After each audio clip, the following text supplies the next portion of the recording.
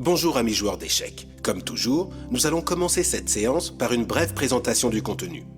Pour commencer, dans Ouverture, nous verrons les principales caractéristiques de la défense française. L'une des ouvertures semi-ouverte. Dans la rubrique tactique, nous traiterons la promotion du pion pour l'échanger contre une autre pièce et dans stratégie, nous étudierons le concept complexe de la structure de pion. Et enfin, dans la leçon du grand maître, Miguel Illescas va nous expliquer le potentiel du roi comme force de combat. Commençons.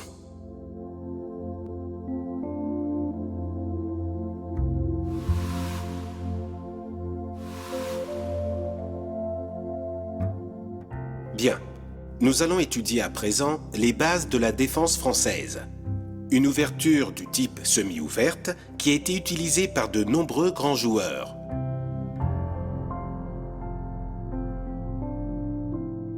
La défense française a une longue histoire et son concept part de l'idée de faire une rupture en D5 en réponse à l'avancée des Blancs en E4. Pour faire cette rupture, les Noirs jouent d'abord E6. Les Blancs répondent en avançant en D4 et après cela, les Noirs font cette rupture en jouant D5. De cette façon, et après l'échange de pions, les Noirs réussiront à maintenir la symétrie et auront un pion au centre. La défense française apparaît déjà dans les traités de Gioacchino Greco au XVIIe siècle et a été largement utilisée au XVIIIe siècle, en particulier dans les parties disputées dans le légendaire Café de la Régence à Paris. À cette époque, face à une attaque de cette nature, il était coutume de répondre en jouant E5. Voyons le début de deux parties historiques dans lesquelles cette défense a été utilisée. Dans la première, Greco, avec les Noirs, joue cavalier C6 pour développer ensuite son aile dame. Après 50 coups, dans ce qui fut manifestement une longue partie, Greco finira par s'imposer face à son adversaire. Voyons la deuxième. Cette fois, les Noirs n'ont pas bien joué. Ils échangèrent trop hâtivement et avec leur coup suivant, ils permirent à Greco, qui jouait avec les Blancs, de créer une puissante chaîne de pions.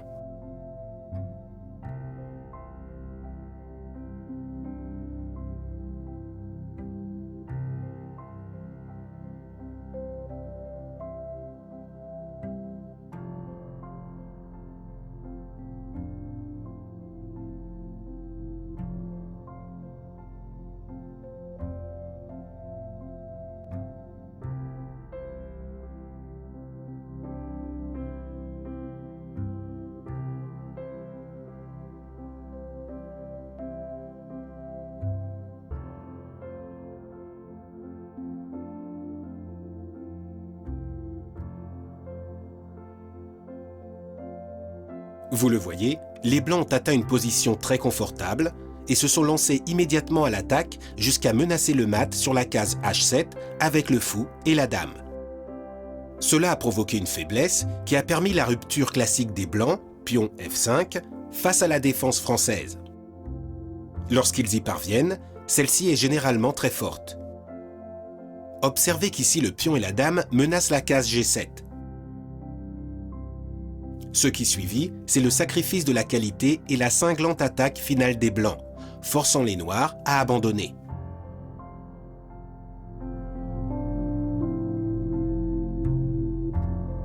Voyons maintenant les principales variantes de la défense française.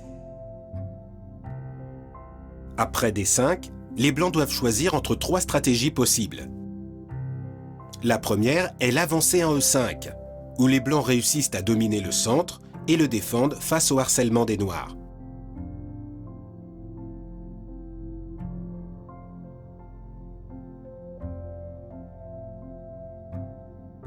La deuxième, que nous pourrions considérer comme la plus normale, consiste à défendre le pion par le développement du cavalier en C3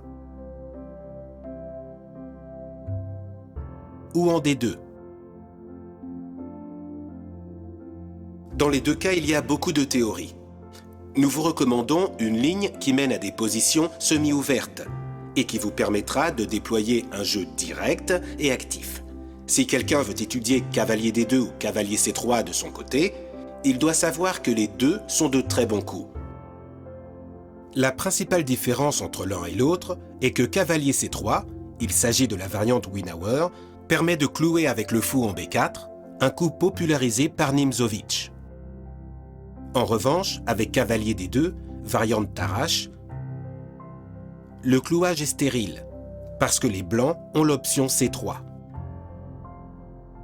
Mais le coup que je vous recommande n'est pas l'un de ces derniers. Il ressort de la troisième stratégie, E par D5. Certes, avec la prise du pion, on atteint une position symétrique. Mais en jouant avec les blancs, nous avons un temps supplémentaire et nous pouvons prendre l'initiative. Voyons à présent quelques lignes de cette variante de l'échange. C'est celle que nous vous recommandons. Tout d'abord, je dois dire que si les noirs prennent avec la dame, ils limitent l'activité de leur fou en raison de la présence du pion E6 et permettent à leur adversaire de la menacer. Par conséquent, cette alternative n'est pas la meilleure. Ce qui serait normal, c'est de prendre le pion, et les blancs devraient répondre par cavalier F3. Un coup naturel qui lutte pour le centre et prépare le roc. À titre indicatif, veuillez observer à présent comment ce coup permet de développer un jeu totalement symétrique dans les deux camps jusqu'à la fin de l'ouverture.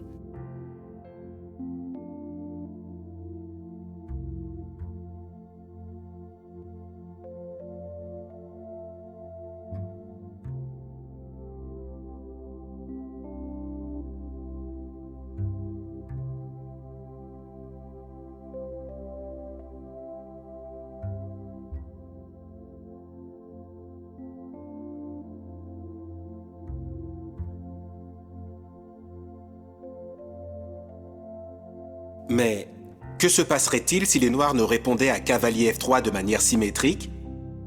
Si la réponse est fou D6, il est souhaitable de faire une rupture au centre avec C4. La structure de pion qui en découle sera différente, mais très active, en faveur des blancs. En revanche, si les noirs sortent le cavalier, les blancs peuvent en profiter pour clouer dans le but de faire une rupture au centre. Enfin, si les noirs choisissent de clouer dès la première occasion, les blancs peuvent être plus agressifs en faisant échec avec la dame en E2 et en essayant de gagner un pion.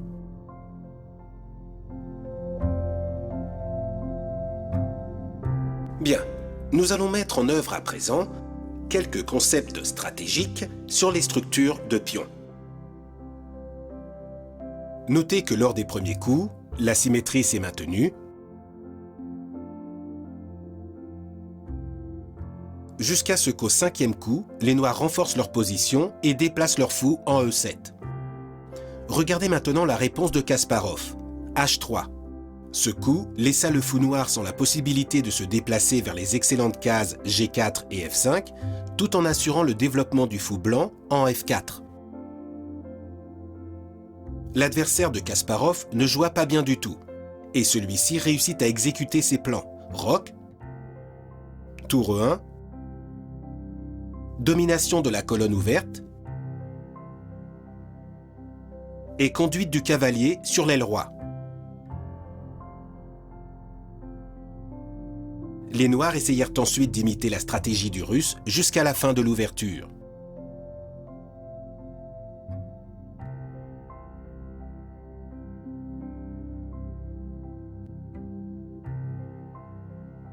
Comme vous le voyez, grâce à H3, Kasparov réussit une plus grande activité et une position favorable pour attaquer avec ses pièces l'aile roi. Nous ne nous attarderons pas sur la suite de la partie, parce que cela nous éloignerait trop de l'esprit de la rubrique. Mais disons que le champion russe gagna après 29 coups. Bien, maintenant que nous avons appris les rudiments de la défense française, il est temps de passer aux exercices. Comme vous le verrez, nous partirons toujours de la variante d'échange. Allons-y.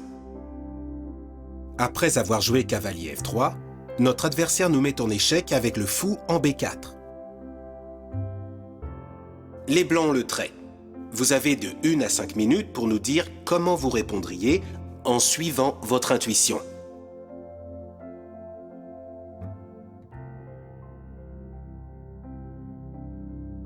Bien, allons-y. En effet, le coup le plus fort et le plus conseillé est C3, car il défend l'échec et gagne du temps, parce que ce pion exerce le contrôle sur le centre. Deux autres bons coups auraient été cavalier D2 ou fou D2. Cavalier C3 ne serait pas aussi bon, car il reste cloué et valide le développement du fou noir. Félicitations à ceux qui ont réussi à trouver la solution. Cela indique que vous avez vite compris l'idée.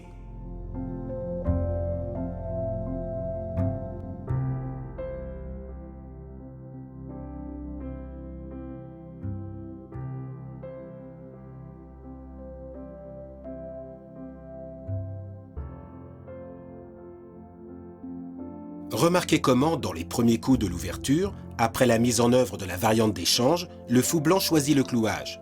En réponse, les noirs choisissent de déclouer. La question est, comment pensez-vous qu'il faudrait jouer cette position? Les blancs le trait. Vous disposez de 2 à 10 minutes pour répondre.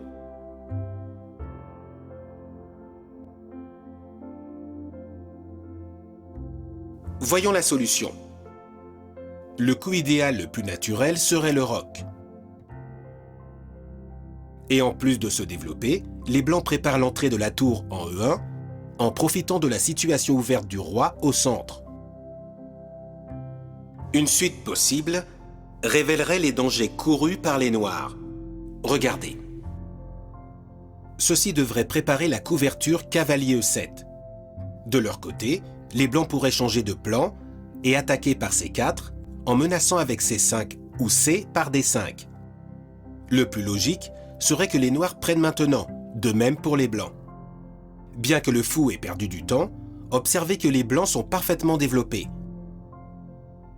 Quand ici les noirs tentent de bloquer la colonne du roi, ils tombent dans un piège. Pourquoi?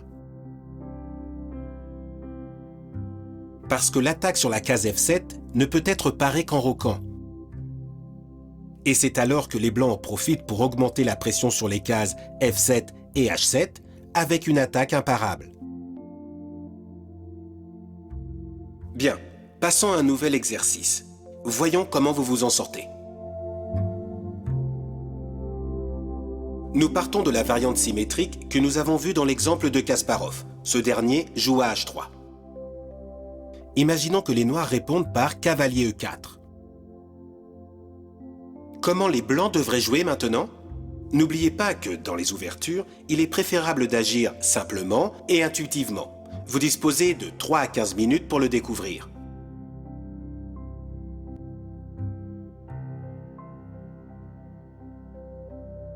Voyons la réponse.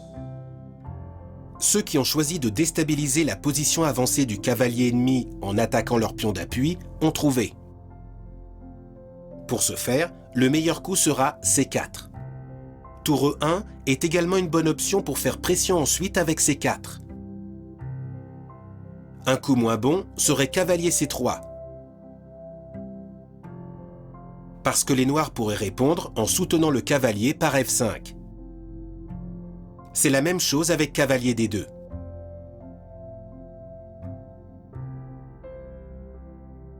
Qu'a C4 de tellement particulier? Regardez. Si les noirs répondent par C6, nous pouvons continuer à faire pression sur la case E4 avec cavalier C3. Si les noirs mobilisent alors leur fou, la dame se chargera de déséquilibrer le combat et après l'échange, les blancs gagnent du matériel.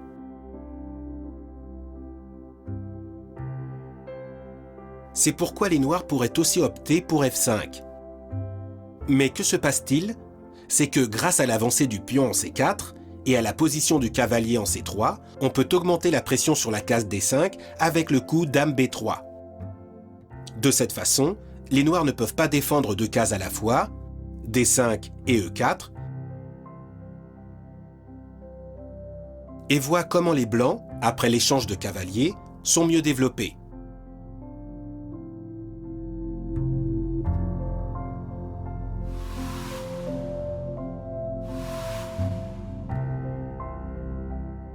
À présent, nous allons parler de la promotion ou couronnement du pion, c'est-à-dire la séquence de coups pour l'amener à la 8e rangée et le changer en autre pièce.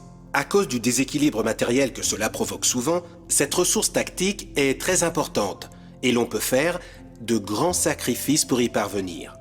Commençons.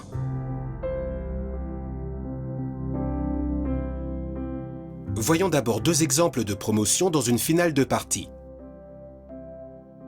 Dans le premier, nous avons une situation dans laquelle les Blancs cherchent la promotion de leur pion éloigné de la colonne A.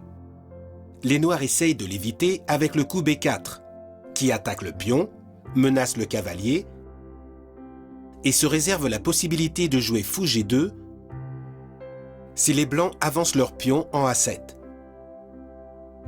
En réponse, les Blancs ont la possibilité de jouer le spectaculaire cavalier D5 échec. Avec ce coup, ils bloquent la diagonale à travers laquelle le fou voulait arrêter l'avancée du pion ennemi. Après E par D5, ils ont avancé le pion en A7 et le coup fou G2 n'atteint plus son but. Étudions l'exemple suivant. Le coup logique F7 est facilement réfuté par tour F2. Par conséquent, les Blancs n'ont pas le choix. Ils doivent faire un sacrifice en déplaçant leur tour en F5. De cette façon, ils bloquent la colonne et après E par F5, ils peuvent avancer sur F7 pour promouvoir le pion au coup suivant. Ceci est possible car la tour noire, comme vous le voyez, n'est pas capable de se déplacer vers E8. Les Noirs ont-ils un autre choix? Revenons à l'échiquier. Pourrait-il faire échec? Le problème est qu'il s'épuise vite.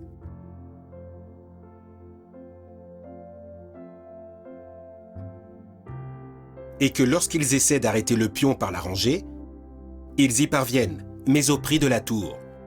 Résultat, les Blancs atteignent leur objectif en restant dans une position gagnante.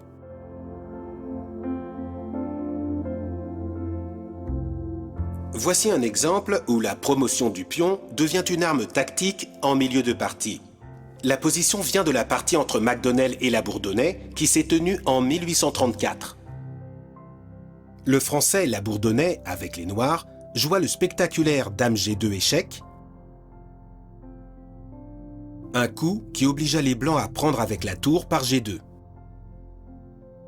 Ensuite, il prit avec le pion F, en attaquant le roi et la tour, ce qui était destiné à promouvoir le pion avec gain. Après roi G1 et cavalier F3 échec, le roi blanc était contraint de s'éloigner et les Noirs capturèrent la tour en faisant dame. Avec cette combinaison, Labourdonnais réussit à gagner les 2 tours blanches grâce à la ressource tactique de la promotion du pion.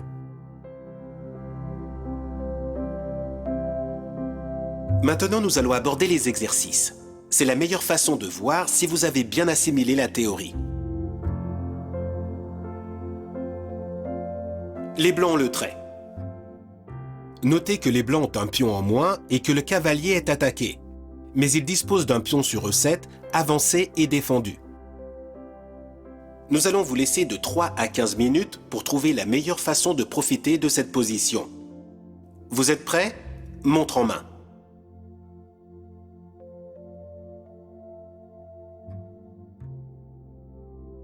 Voyons la solution. Le meilleur coup, qui est à la fois le seul coup gagnant, serait tour C8. Ce coup menace mat en un coup.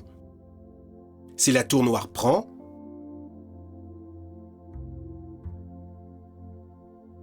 la combinaison se termine par échec et mat. Félicitations à ceux qui ont trouvé la réponse correcte.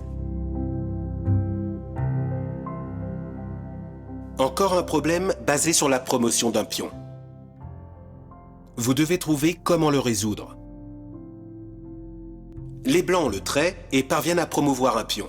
Vous disposez de 5 à 25 minutes pour réfléchir tranquillement.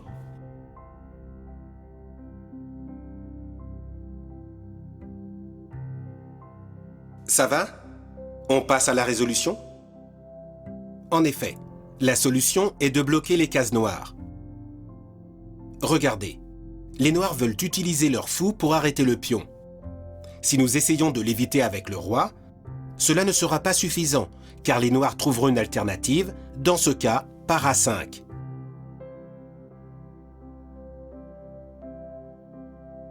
Alors, la façon de déjouer les intentions des noirs est de bloquer avec C5.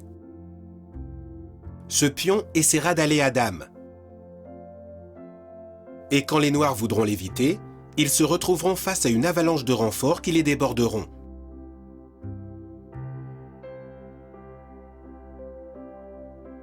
C'est pourquoi les noirs sont contraints de faire ce qui suit. Prendre en C5. Ils trouvent ainsi une nouvelle façon de prendre le pion. Si pion B6, fou B2, et ensuite fou E5 échec. Ainsi, pour que les blancs puissent gagner, ils devront faire avant le deuxième sacrifice de blocage. E5. Comme le pion menace d'aller tout droit à dame, les noirs doivent le prendre. Les blancs se déplacent maintenant en B6. Le fou noir recherche la diagonale salvatrice et s'apprête à faire un échec mortel en E4 en arrêtant le pion. C'est alors que le roi blanc bloque définitivement en se déplaçant en E4 et réussit à ouvrir la voie vers la victoire définitive. Un peu compliqué, n'est-ce pas? Félicitations à ceux qui ont trouvé la solution, car ici, ce n'était pas facile. Regardez la position de l'échiquier. Les blancs ont le trait. Connaissez-vous une autre façon de gagner la partie? Cette fois, vous aurez de 4 à 20 minutes pour deviner la combinaison gagnante complète. Vous êtes prêts?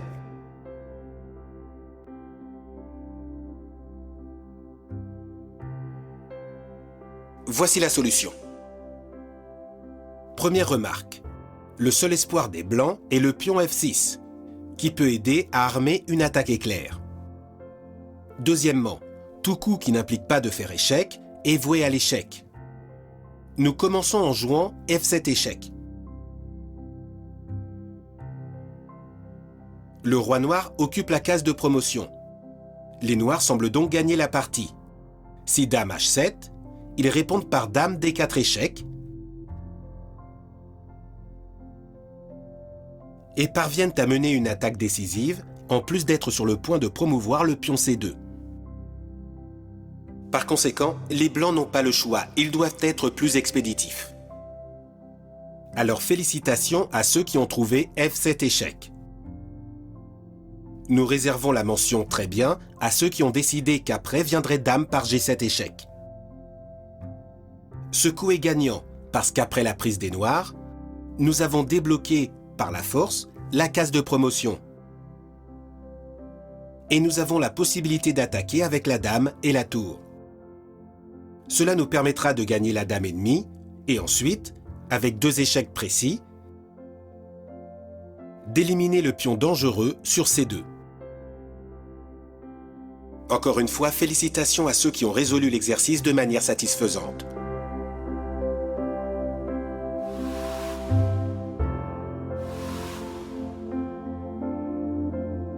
Aux échecs, la stratégie est essentielle. Nous allons le vérifier avec le sujet que nous allons étudier à présent, la structure de pion, un concept stratégique assez complexe. Allons-y. Tout d'abord, nous allons voir la stratégie générale, et nous le ferons à travers un exemple. Regardez. Après les premiers coups typiques de la défense française, nous voyons que les deux camps montent une chaîne de pions. Les noirs, avec le coup C5, veulent briser celle des blancs. Les blancs, pendant ce temps, s'efforcent de maintenir l'unité de la leur en se déplaçant en C3. Si les noirs prennent en D4, les blancs peuvent reprendre avec le pion et maintenir une chaîne de pions forte au centre. La stratégie s'articule autour de l'attaque de ces chaînes de pions. Dans ce cas, les noirs développent le cavalier dans le but de créer une rupture sur la case clé D4. Les blancs répondent en défendant cette case avec un cavalier. Et les noirs insistent en ajoutant plus de pression, maintenant avec la dame. Le bras de fer se poursuivra jusqu'à ce que la chaîne parvienne à se maintenir ferme ou qu'elle se brise. Maintenant, regardez ce qui arrive si les blancs brisent leur chaîne. S'ils prennent en C5, le pion E5 est isolé et sera plus difficile à défendre. Si l'un d'entre vous y avait pensé, la réponse F4 ne serait pas valable, car les noirs peuvent faire une rupture en F6,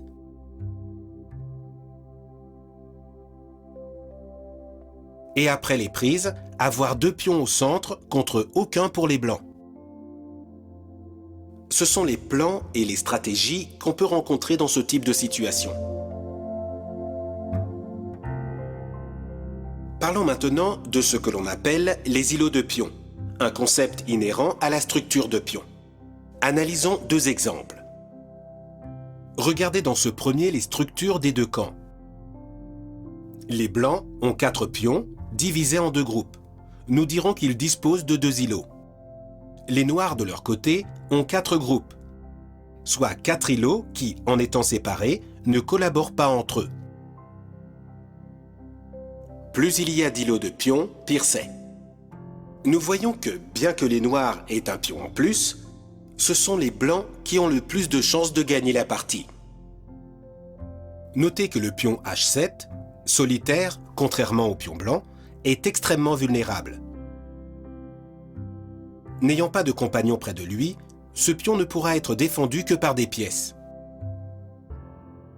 Cela mettra dans une position inconfortable les noirs, qui voient un autre de leurs pions faibles attaquer. Pendant que le fou vient à sa défense, les blancs reviennent à la charge et augmentent la pression sur H7. Encore une fois, le pion noir ne peut être défendu que par des pièces. Le résultat est que les blancs ont déjà un avantage positionnel important. Comme nous le voyons, alors que les noirs sont obligés de se défendre, les blancs assoient de plus en plus leur position dominante. Face à la menace des blancs de mettre leur pion en G6, les noirs tentent de réagir par fou F8 pour expulser l'armée ennemie. En le détectant, les blancs changent à nouveau leur cible et déplacent leur tour en E6 pour attaquer un autre pion isolé. Les noirs se défendent comme ils le peuvent et réussissent à échanger une tour. La réponse des blancs ? Ils mettent en jeu l'autre tour et se jettent sur 2 autres pions solitaires. Vous vous rendez compte de la faiblesse des îlots de pions ? Revenons à l'échiquier pour voir comment les blancs transforment leur avantage positionnel en victoire. Les noirs font de leur mieux pour se défendre, mais quand ils essayent de rapprocher leur roi, le pion G blanc fait une rupture avec des effets décisifs. Le camp faible tente de maintenir l'équilibre matériel avec H6. Mais les blancs menacent G7 et les pions ennemis commencent à tomber.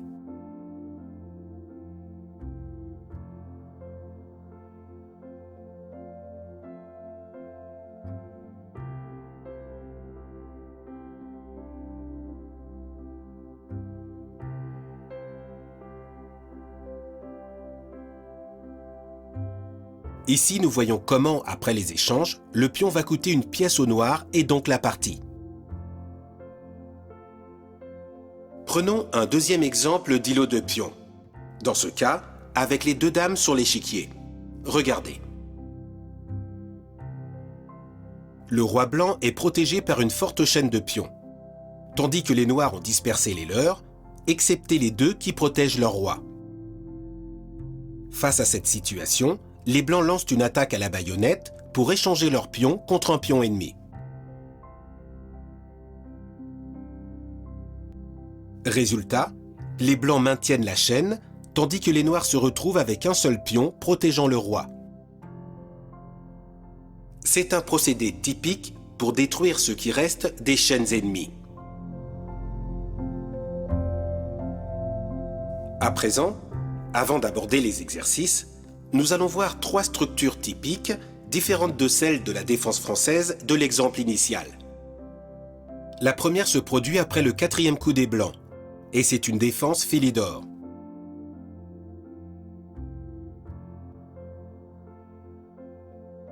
Les noirs prennent.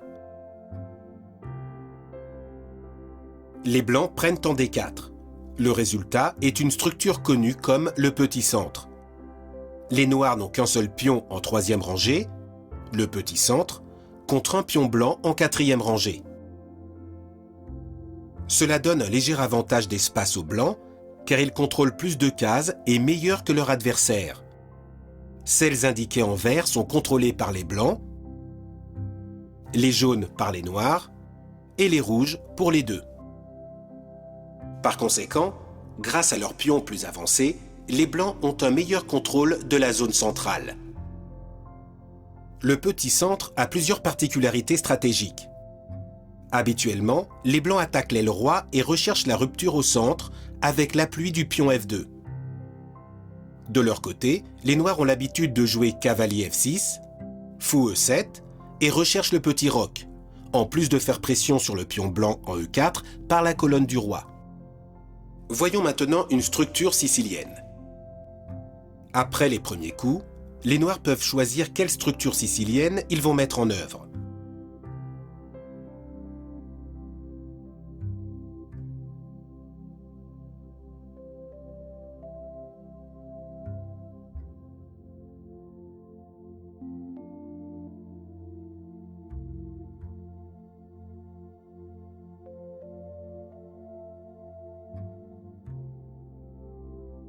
Si E6, les pions resteront en ligne pour barrer la cinquième rangée. Si E5, il laisse un point faible en échange de gagner du temps et d'expulser le cavalier de D4, dont l'activité est fortement réduite. Qu'est-ce qui est le mieux? Comme presque tous les coups aux échecs, les deux ont des avantages et des inconvénients, de sorte que le choix ne pourra dépendre que de vous. Voyons finalement une structure typique de l'ouverture espagnole. Passons les premiers coups typiques rapidement jusqu'au 13e coup, qui va définir la structure de pion.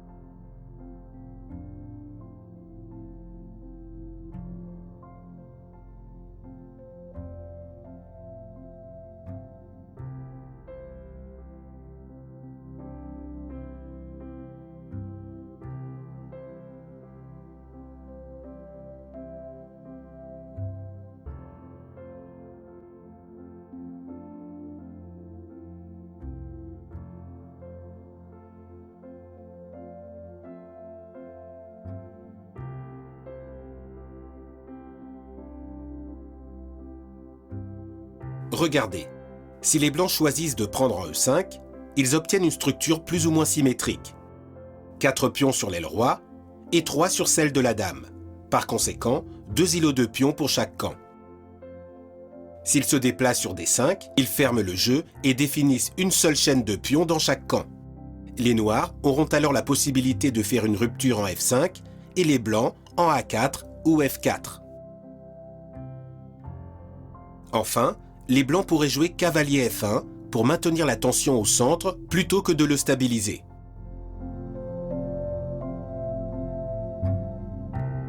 Bien, nous allons mettre en œuvre à présent quelques concepts stratégiques sur les structures de pions.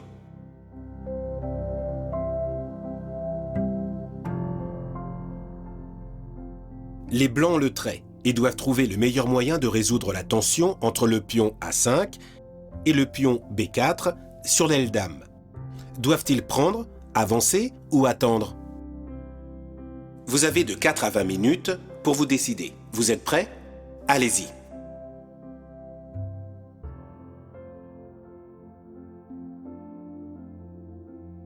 Nous allons voir la solution. La meilleure option est d'avancer le pion en B5. Regardez pourquoi. Si nous attendons, les noirs pourront prendre et activeront leur tour par la colonne A. Si nous prenons, nous provoquons un échange de pions qui n'aidera pas à obtenir un avantage.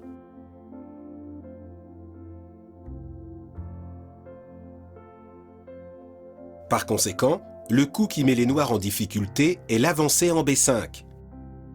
Il brise la chaîne qui limite l'activité du fou, et celui-ci va travailler en tandem avec le pion. Les noirs doivent faire face à présent à l'attaque. S'ils échangent, nous observons que la pression sur B7 est insupportable. Par conséquent, le mieux qu'ils pourront faire sera d'empêcher l'attaque avec tour C8.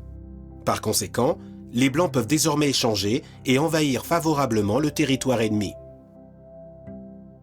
Qu'en pensez-vous? C'est bon? J'espère que oui. Les blancs ont le trait. Vous avez de 3 à 15 minutes pour évaluer la position et décider ce que vous allez faire maintenant. Vous êtes prêts?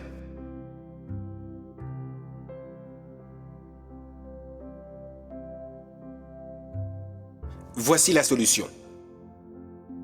Certains d'entre vous ont peut-être pensé au coup tour C1 dans le but d'avancer le pion en C6. Même si c'est une idée intéressante, elle entre en collision avec la défense C6 des noirs et par conséquent, le pion reste bloqué et faible. Notez que les blancs ont 3 groupes de pions, 2 îlots faibles sur l'aile dame et un groupe fort sur l'aile roi. En revanche, les noirs ont un groupe fort sur l'aile dame, un moyen sur l'aile roi et un faible et isolé au centre. Pouvez-vous trouver le meilleur coup? En effet, c'était C6. Pourquoi? Parce que ce sacrifice de pion temporaire laisse les noirs avec 4 îlots de pions. Et comme vous pouvez le voir, ce qui était avant un groupe puissant s'est converti en 2 groupes faibles. En échange de ce sacrifice, les blancs ont la possibilité d'attaquer les faiblesses de l'ennemi. Rien de tel que la pratique du jeu pour l'apprendre. Voyons vos progrès avec un autre exercice pratique. Les blancs ont le trait. Vous disposez de 4 à 20 minutes pour décider lequel vous semble le plus fort. Vous êtes prêts?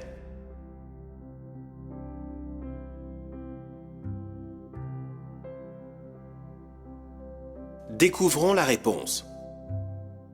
Félicitations à ceux qui ont choisi l'avancée en A4. Comme on le voit, les blancs ont une chaîne de pions très forte sur l'aile roi. De leur côté, les noirs ont 2 groupes. Avec ce coup, les blancs attaquent le plus faible des deux afin de laisser l'adversaire avec un pion isolé et impuissant. En outre, détruire la résistance sur l'aile dame des noirs va permettre aux blancs d'entrer avec leurs fous et leurs cavaliers pour achever la partie. Tout autre plan serait plus lent et moins efficace. Après ces exercices de stratégie, nous en savons à présent un peu plus sur la façon de gérer notre armée de pions.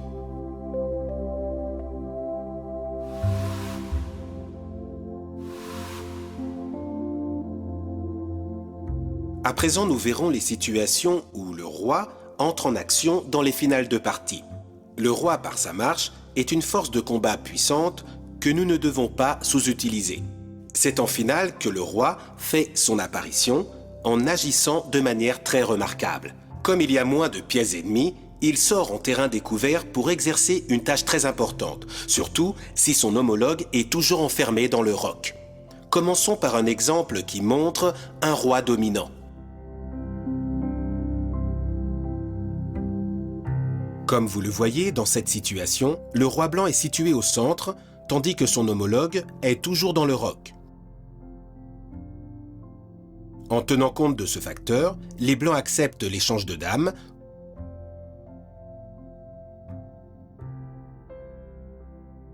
pour tout de suite après conduire le roi vers la zone sensible qui est habituellement la plus éloignée du roi ennemi.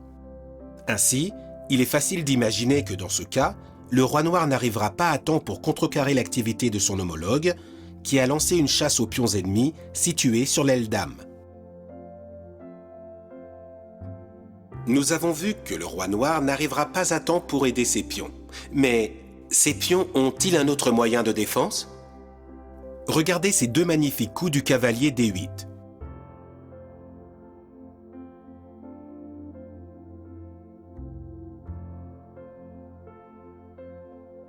Grâce à eux, le cavalier et ses pions parviennent à former une barrière infranchissable pour le roi. Certes, le résultat serait une partie nulle.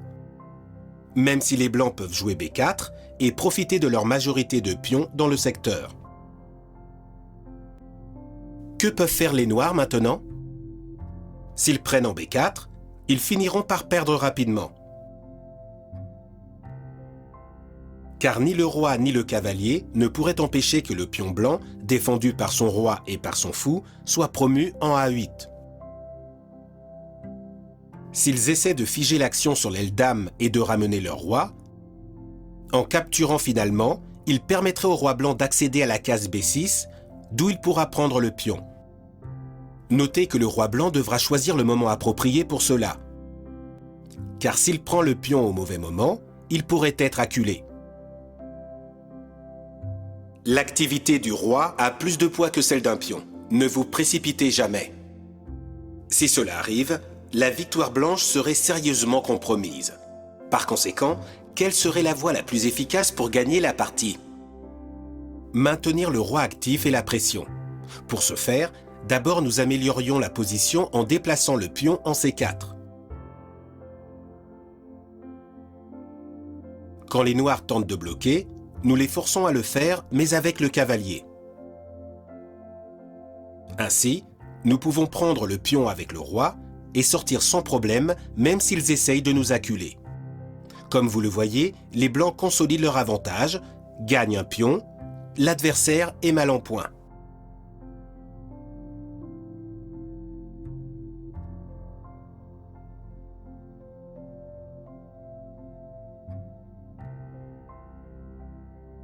La dernière tentative des noirs avec leur cavalier sera également vaine, car les blancs viennent de gagner un deuxième pion et tiennent la partie.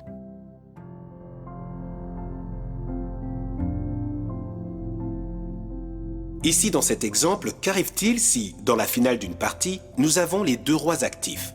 Soyez attentifs. Comme vous pouvez le voir, le roi blanc est sur G1 et le roi noir a le temps d'arriver pour participer à la lutte. Regardez.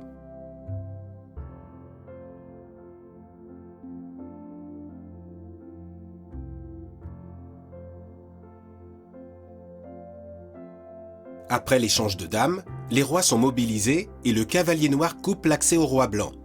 Car si celui-ci voulait passer en C4, s'ensuivrait cavalier C5 échec, en capturant l'important pion A4. Pour l'éviter, les blancs essayent de déstabiliser à nouveau la position du cavalier avec B4.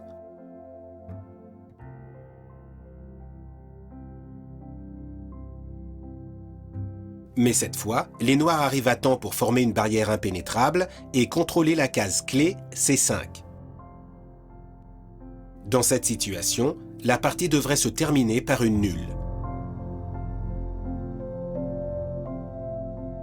Voyons à présent comment s'articule la lutte pour l'activité avec cet exemple d'une partie jouée en 2002. Remarquez ici que les blancs ont deux plans qui sont issus de l'activité du roi. Faut-il le mettre en G7 pour attaquer F7 ou en B5 pour faire la même chose en C5? Dans ce cas, les noirs doivent se battre pour l'activité et ils peuvent le faire avec un coup comme F6 pour briser le coin, c'est-à-dire le pion blanc en E5.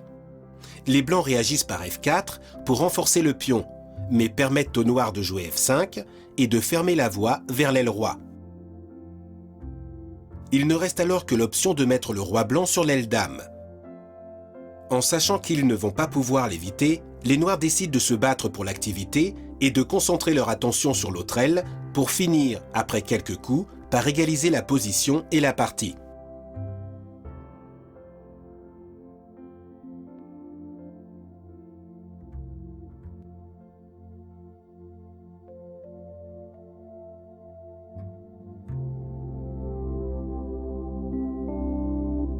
Analysons maintenant une partie de l'ancien champion du monde, le grand Vassili Smyslov. Observez la position. A priori, tout paraît égal. 5 pions, tour et cavalier de chaque côté. Mais il y a un facteur qui fait pencher la balance en faveur des blancs menés par Smyslov, l'activité de ses pièces. La tour blanche domine la colonne ouverte et est beaucoup plus active que son homologue. Le cavalier blanc attaque les cases faibles de l'adversaire et est également plus actif que les noirs. Mais ce qui fait pencher la lutte est l'entrée du roi blanc, également beaucoup plus actif que le roi noir. Regardez, les blancs jouent roi E4 en menaçant de pénétrer en E5, d'où ils exerceraient une pression énorme.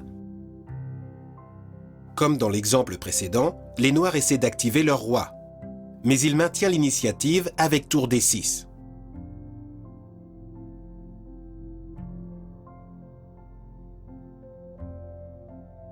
En profitant que ces pièces forcent l'adversaire à se défendre, le roi blanc entre, mettant en évidence la grande différence entre l'attaquant et son adversaire noir, qui peut difficilement se défendre. Dans une tentative désespérée de trouver une contre-attaque salvatrice, les noirs jouent tour C2. Mais il est trop tard. Le roi blanc va pénétrer au cœur de la position ennemie en aidant à tisser un réseau de mat décisif. Dans une finale de partie, l'activité des pièces vaut souvent plus qu'un pion. Comme toujours, je vous rappelle qu'il n'est pas suffisant de bien jouer une partie. Il faut savoir la finir. Nous allons donc aborder par la suite quelques exercices de finale. Regardez bien l'échiquier.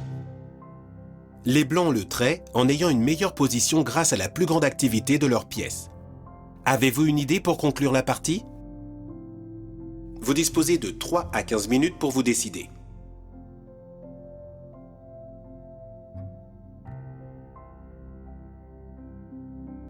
Regardez. La solution est d'améliorer encore la position du roi et de ne pas se précipiter pour gagner du matériel. Regardez. Si nous voulons gagner le pion immédiatement avec cavalier B8, les noirs en profitent pour échanger leur pion faible à 5. Les blancs ne peuvent pas l'éviter, car s'ils passent leur pion, les noirs feront la même chose. Par conséquent, les blancs auraient gaspillé leur avantage. Dans une position dominante, ne vous précipitez pas pour la transformer en avantage matériel. Qu'est-ce que les blancs auraient dû faire? Jouer roi D5. Avec ce coup, on coupe le passage au roi ennemi, qui ne va pas pouvoir participer à la bataille qui se livre sur l'aile dame. Dans la partie, les noirs essayèrent de s'activer dans le secteur opposé avec l'avancée en G4 pour paralyser les pions ennemis dans ce secteur.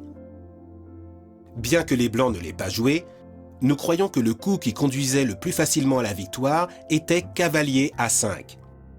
Notez qu'en proposant un échange de cavaliers, les blancs gagneraient du temps et laisseraient sur un plateau la prise du pion ennemi par leur roi ainsi que la promotion du leur. En voyant cela, les noirs sont obligés de jouer cavalier D8. Après quoi, les blancs manœuvrent pour prendre le pion ennemi et garder leur roi sur une case dominante qui contrôle son homologue. Voyons comment vous finissez la partie que je vais vous présenter ensuite. Les blancs ont le trait et veulent améliorer leur position. Vous avez de 3 à 15 minutes pour nous dire comment ils peuvent le faire.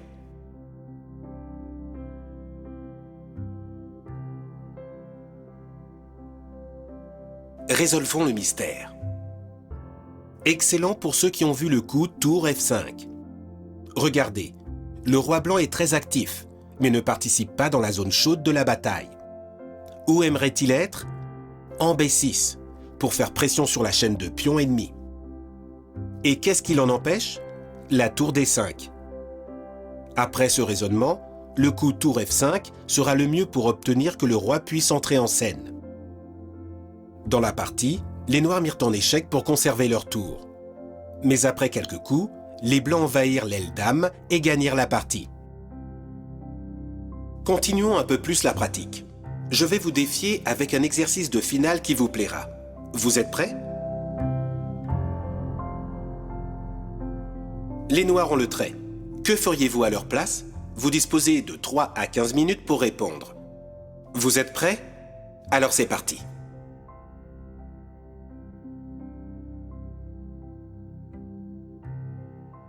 Regardez. Le meilleur coup des noirs est d'activer leur roi. Comment? Si vous avez opté pour roi F8, vous méritez un bien, même si la procédure pour activer le roi est trop lente. C'est la même chose avec roi G7, car il se heurterait également à la présence du cavalier ennemi. Par conséquent, la meilleure solution est F5, comme un moyen d'activer le roi sur la diagonale pour qu'il arrive rapidement au centre de l'échiquier.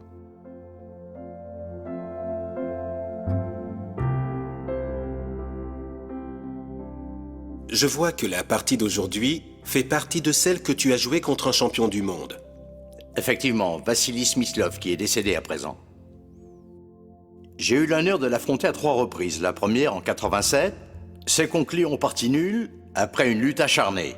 La deuxième qu'il remporta de manière remarquable et que nous verrons aujourd'hui. J'étais sur le point de gagner, il s'en tira comme seuls les grands champions savent le faire, limite. Le Russe Smyslov, le 7e champion du monde, une véritable légende. Comment s'est déroulée la partie? Il a été magnifique de son côté, digne de figurer dans n'importe quel manuel d'échecs. Smyslov sacrifiait souvent un pion pour activer le roi. Le roi peut parfois être une pièce d'attaque très importante dans les finales, et Smyslov fut l'un de ceux qui exploitèrent le mieux cette facette des finales.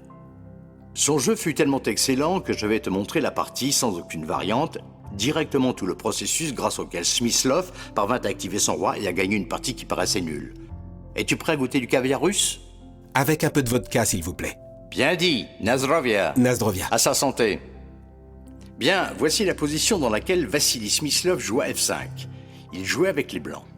J'ai repris sa couleur pour profiter encore plus de chacun de ses coups. Avec ce coup, il sacrifie provisoirement un pion pour ouvrir la voie à son roi. Nous allons voir progressivement le développement de la partie et j'expliquerai brièvement chacun de ses coups.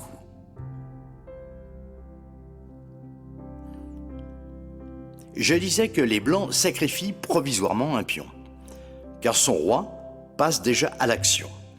Ici, pour entraver la capacité d'action de son fou et pouvoir disposer d'un contre-jeu avec mon cavalier, j'ai décidé de jouer D4. C'est risqué parce que cela ouvre la diagonale à son autre fou, mais cela m'a semblé correct pour freiner l'expansion de son roi, que je ne pouvais pas contrôler à présent avec ma tour. Au début, il semblait que ma stratégie fonctionnait bien parce que Smyslov dut faire un mouvement défensif tour D2. J'ai pu jouer cavalier E4 et j'ai échangé l'un de ses fous. Alors il semblait que cela pourrait finir en partie nulle. Échec. J'ai continué en simplifiant la position. Et là, on peut commencer à voir que nous avons atteint une position d'équilibre matériel. Tour, fou et 3 pions contre tour. Cavalier et 3 pions. Il semble apparemment que les noirs devraient obtenir la nulle sans trop de difficultés. Mais attention, parce que les blancs sont entre les mains d'un champion du monde, Vassili Smyslov. Roi E5. Un coup dont je me rappelle car il m'impressionna. Il joue avec le roi comme si cette pièce n'avait pas la moindre importance. Roi E5. Le roi se lance à l'attaque et ensuite j'ai compris que je devais prendre davantage de précautions. J'ai joué tour C7 et il a amélioré peu à peu sa position. Tour D3 vise à déséquilibrer mon roi avec tour F3, échec. Mon cavalier est assez éloigné du jeu. C'était le prix à payer pour avoir affronté ses fous. J'ai essayé de déséquilibrer la position de son roi, mais il a continué à pénétrer dans ma position. Roi D6, tour E6, échec. Roi C7. Il commença à attaquer mon aile dame, mes pions, et là, j'ai gagné un peu de temps et j'ai pu enfin mobiliser mon cavalier. Avec cavalier B4, j'ai attaqué la tour et après l'échec en F3, roi E8. Je pouvais encore penser que la partie nulle était un résultat logique dans cette position. Après tout, son roi a pénétré dans mon camp. Mais pour le moment, il ne peut pas prendre mes pions. Alors, j'obtiendrai une partie nulle assez facilement. Mais ici, Smyslov continuait à jouer très délicatement. D'abord, avant fou A3, il joua roi B8. Parce qu'ici, j'avais joué tour E7, échec. À ce moment-là, tour E7, échec, roi B6. Et c'est là que j'ai joué cavalier B4, échec, roi E8, exactement dans cet ordre. Et c'est là qu'il a joué fou A3 et placé son roi sur la case A7. Le circuit parcouru par son roi est impressionnant. C'est l'ensemble de l'échiquier. Rappelons-nous qu'au début de la partie, il était en G3. Et à présent, il est entré sur mon aile dame et il n'arrêtera pas avant de prendre les pions de ce secteur. Concrètement, ici, la domination de son roi est déjà tellement forte que je n'ai pas pu faire grand-chose pour éviter la perte de matériel. J'ai essayé de m'activer avec ses autres coups et ici culmina son travail de démolition.